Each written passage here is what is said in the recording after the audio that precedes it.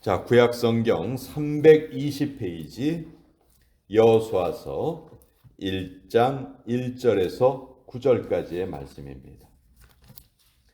구약 성경 320페이지 여호수아서 1장 1절로 9절까지의 말씀. 하나님의 말씀 우리 같이 읽도록 하겠습니다. 시작. 여호와의 종 모세가 죽은 후에 여호와께서 모세의 수종자 눈의 아들 여호수아에게 말씀하여 이르시되 내 종 모세가 죽었으니 이제 너는 이 모든 백성과 더불어 일어나 이 요단을 건너 내가 그들 곧 이스라엘 자손에게 주는 그 땅으로 가라. 내가 모세에게 말한 바와 같이 너희 발바닥으로 밟는 곳은 모두 내가 너희에게 주었노니 곧 광야와 이 레바논에서부터 큰 강 곧 유브라데 강까지 해쪽 속의 온 땅과 또 해지는 쪽 대해까지 너희의 영토가 되리라. 내 평생에 너를 능히 대적할 자가 없으리니 내가 모세와 함께 있었던 것 같이 너와 함께 있을 것임이니라. 내가 너를 떠나지 아니하며 버리지 아니하리니 강하고 담대하라. 너는 내가 그들의 조상에게 맹세하여 그들에게 주리라 한 땅을 이 백성에게 차지하게 하리라. 오직 강하고 극히 담대하여 나의 종 모세가 네게 명령한 그 율법을 다 지켜 행하고 우로나 좌로나 치우치지 말라. 그리하면 어디로 가든지 형통하리니 이 율법책을 내 입에서 떠나지 말게 하며 주야로 그것을 묵상하여 그 안에 기록된 대로 다 지켜 행하라. 그리하면 내 길이 평탄하게 될 것이며 내가 형통하리라. 내가 네게 명령한 것이 아니냐. 강하고 담대하라. 두려워하지 말며 놀라지 말라. 내가 어디로 가든지 내 하나님 여호와가 너와 함께 하느니라 하시니라. 하나님의 말씀입니다. 아멘. 자, 오늘 우리가 읽은 말씀은 하나님께서 여호수아에게 주신 말씀인데 꼭 우리에게 주시는 말씀 같아요. 나 자신에게 주시는 그런 말씀과 같은 너무도 은혜로운 그런 말씀입니다.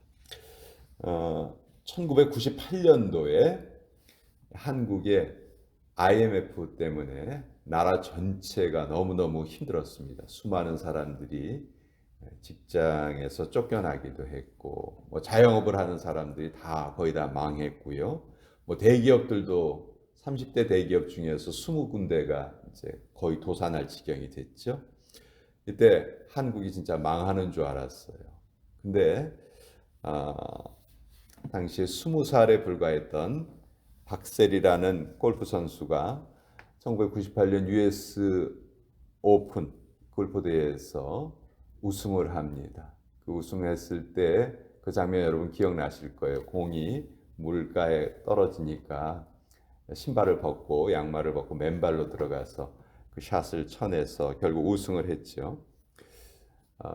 한국 여자 선수가 세계 골프 대회에서 우승을 한다는 것은 사실 꿈도 못 꿨던 일이에요. 근데 그것을 박세리 선수가 해냈기 때문에 그 개인적으로도 영광이지만 우리 한국 사람들 전체에게 엄청난 희망을 주었습니다. 우리 IMF의 힘든 것 우리도 얼마든지 극복할 수 있다. 그런 자신감을 주었던 아주 좀 중요한 그런 사건이었어요.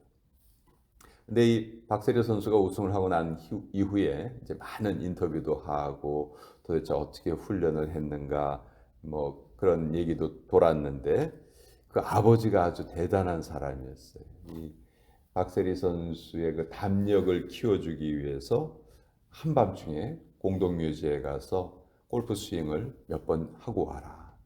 그렇게 이제 지시를 하고 진짜로 그 갔다 오는지 멀리서 지켜봤다고 하죠. 그 생각해 보세요. 그 한밤중에 그런 곳에 가는 것이 쉽지 않은 일이잖아요. 근데 담력을 키워주기 위해서 그런 훈련을 시켰다는 거예요. 여러분, 다른 스포츠는요, 쉴 새 없이 뛰어다니고 뭐 정신이 없습니다. 뭐 농구, 축구 하는 거 보면요, 선수들이 쉴 틈이 없죠. 근데 골프는 좀 달라요. 골프는 한번 딱 치고 나면 먼 거리를 이렇게 이동을 해야 됩니다. 그리고 또 다른 선수가 치는 것을 옆에서 기다리기도 해야 돼요. 그러니까 이 자기의 그 평정심을 유지하는 게 너무너무 힘들다는 거예요. 심적인 동요가 제일 심한 스포츠가 골프라는 거예요. 요 전 홀에서는 막 너무너무 기분이 좋았다가 또 그 다음 홀에 가서 그냥 한없이 또 그 기분이 낮아지기도 하고, 이 조절하기가 너무 힘들다는 거죠. 그래서 골프 선수들이 제일 많이 하는 훈련 중에 하나가 담력 훈련이라고 해요. 어느 상황에서도 흔들리지 않는 담력을 가져야 되기 때문에. 그래서 박세리 선수의 아버지가 그런 훈련을 시켰다 하는 그런 얘기를 들었습니다. 하나님께서도 여호수아에게 담력 훈련을 시키세요. 우리 어저께 신명기 31장을 봤는데, 모세가 죽기 전에 여호수아를 공식적으로 자기의 후계자로 지명을 하죠. 그러고 모세는 이제 죽었습니다. 이제 여호수아에게 모든 짐이 다 넘겨진 그런 상황이에요. 가나안 땅을 들어간다는 거 결코 쉽지 않은 일입니다. 왜냐하면 가나안 땅의 7 족속이 그 당시로서는 가장 진보된 무기를 가지고 있었다고 해요. 철기 문화. 그래서 헷 족속, 히타이트 족속이라고 세계사에서 우리가 배우는데, 전 세계에서 최초로 철기 무기를 사용한 민족, 그 민족이 바로 헷 족속이고요. 그 헷 족속이 바로 가나안 땅을 점령하고 있었던 때죠. 자, 거기에 이제 40년 동안 광야 생활을 했던 이스라엘 백성들, 그 이전에는 430년이나 노예 생활을 했었습니다. 전쟁의 경험이 거의 없는 이스라엘 백성들, 무기도 제대로 된 무기를 가지지 못한 이스라엘 백성들이 이제 가나안 땅에 들어가서 그들과 싸워서 그들을 쫓아내야 됩니다. 이것이 이제 여호수아에게, 또 여호수아와 이스라엘 민족 모두에게 주어진 하나님의 명령이었어요. 물론 하나님께서는 너희가 어디로 가든지 내가 승리하게 하리라. 걱정하지 마라. 나를 믿고 가라. 그렇지만 그 말씀이 눈앞에 보이는 적들의 모습과는 비교해 볼 때 그 말씀이 잘 믿어지지 않는 거예요. 자꾸 두려움에 빠지게 되는 거죠. 그럴 때 이제 하나님께서 여호수아에게 주신 명령이 바로 오늘 이 말씀입니다. 우리에게 주시는 말씀이라고 저는 아까 읽으면서 그렇게 생각이 되었는데요. 오늘도 우리가 이 세상을 살아가면서 힘들고 어려운 일, 우리를 낙심하게 하는 일, 뭐 정말 이러지도 못하고 저러지도 못하는 그런 환경에 우리가 처할 때가 많죠. 그럴 때 하나님께서 우리에게 주시는 그런 은혜의 말씀이다, 저는 그렇게 생각을 하는데, 6절에 보면 강하고 담대하라, 7절에 강하고 극히 담대하라, 9절에 보면 강하고 담대하라. 이렇게 하나님께서 여호수아에게 명령하실 때 강하고 담대하라 하는 명령을 3번이나 해주세요. 그러면서 여호수아를 안심시키시죠. 너의 평생에 너를 능히 당할 자가 없을 것이다. 내가 모세와 함께 있었던 것처럼 너와 함께 있겠다. 모세에게 해주신 그 말씀을 그대로 여호수아에게 말씀해 주십니다. 그리고 그렇게 하나님께서 여호수아를 격려하실 때 단 한 가지 조건이 있어요. 단 한 가지 조건, 그것이 바로 8절의 말씀이죠. 이 율법책을 내 입에서 떠나지 말게 하며 주의하러 그것을 묵상하여 그 안에 기록된 대로 다 지켜 행하라. 그리하면 내 길이 평탄하게 될 것이며 내가 형통하리라. 하나님께서 너희들 지금서부터 저 해족속이랑 싸워야 되는데 오늘서부터 제식 훈련하고 총검술 연습하고 군대 훈련해라. 그래야 너희들이 이길 수 있다. 이런 걸 말씀하시는 것이 아니죠. 하나님과 함께하는 우리의 삶은 한마디로 영적인 전쟁입니다. 그래서 모든 싸움을 하나님께서 다 대신해 주시겠다 약속을 하셨는데, 그 약속을 우리가 아멘으로 이루기 위해서는 하나님이 정하신 또 그 규칙을 잘 따라야 되겠죠. 그것이 바로 하나님의 말씀을 우리의 입에서 떠나지 말게 하고, 주의하러 그것을 묵상하고, 그리고 기록된 대로 다 지켜 행하라. 다 지켜 행하라. 여기에 방점이 어디에 있습니까? 이 명령의 방점은 행하라에 있죠. 행하라. 행하라. 말씀을 묵상하고 다 지켜서 행하라. 그러니까 우리의 삶에서 우리의 영적인 싸움은 다른 것이 아니고 하나님의 말씀을 행하는 것입니다.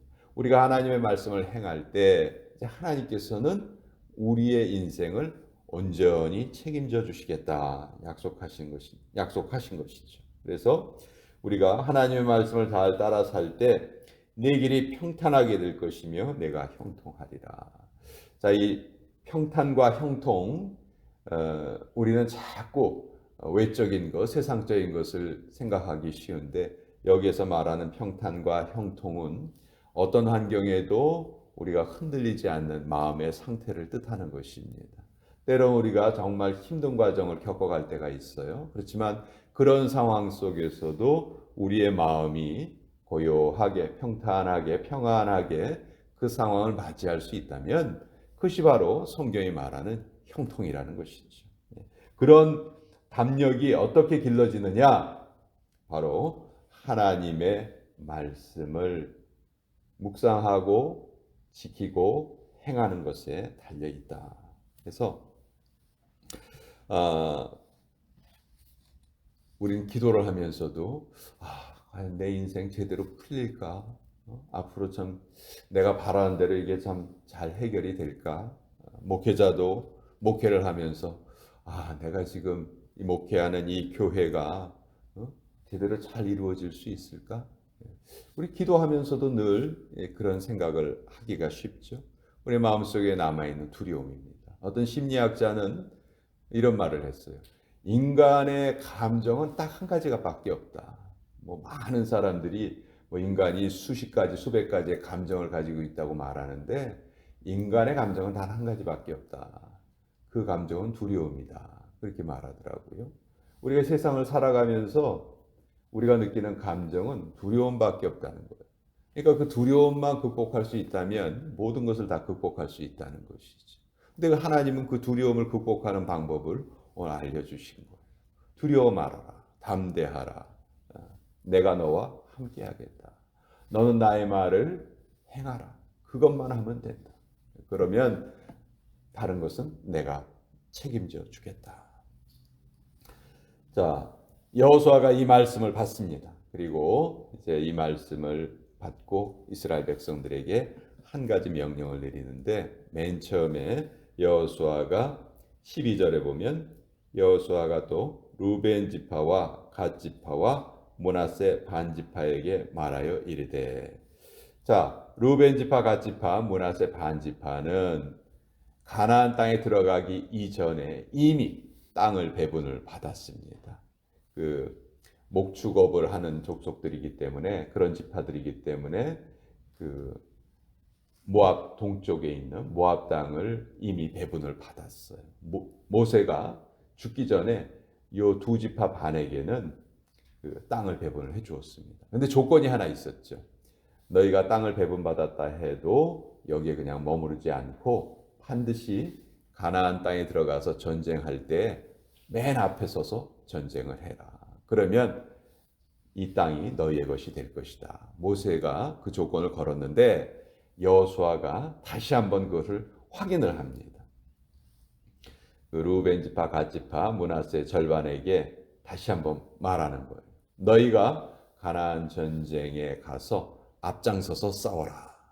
이때 이들은 모세에게 약속한 것을 얼마든지 어길 수 있었지만 그렇지 않아요. 여호수아에게 그대로 우리가 당신의 명령을 따르겠습니다. 이것이 또 여호수아에게는 엄청난 또 뭐라 그럴까 격려가 되고 힘이 됐던 것이죠. 그래서 여호수아가 하나님의 명령을 하나하나 실천해가는 과정이 바로 여호수아서에 기록되어 있습니다. 여호수아의 별명은 상승장군입니다. 항상 승리했다 해서 상승장군인데 단 한 번의 전쟁만 졌었죠. 아이성 전투에서 아간이라는 사람이 하나님의 명령을 지키지 않고 몰래 그걸 빼돌렸잖아요. 여리고성 전투에서. 그래서 아이성 전투에서는 여호수아가 졌죠. 그리고 그 원인을 알아내고 또 아간을 또 벌을 하고 그리고 그 이후에는 가나안 땅에서 여호수아에게 목숨을 잃은 왕이 31명의 왕이 목숨을 잃었고요. 7년의 기간 동안 가나안 땅을 정복하는 그 전쟁을 수행해낸 그 장군이 바로 여호수아 장군입니다. 오늘 우리가 읽은 이 구절뿐만이 아니고 또 오늘 우리가 부른 찬송가 여호수아 본받아 앞으로 가세 하는 그 찬송이 늘 우리를 격려해주고 우리에게 다시 힘을 주는 그런 찬양이고 또 귀한 말씀입니다. 자, 하나님이 오늘도 우리에게 동일한 말씀을 하십니다. 강하고 담대하라. 내가 너희와 함께 있겠다. 분명히 말씀을 해주셨고 우리는 그 약속을 아멘으로 받고 또 우리의 남은 생에 열심으로 또 믿음 생활하면서 같이 살아갈 것입니다.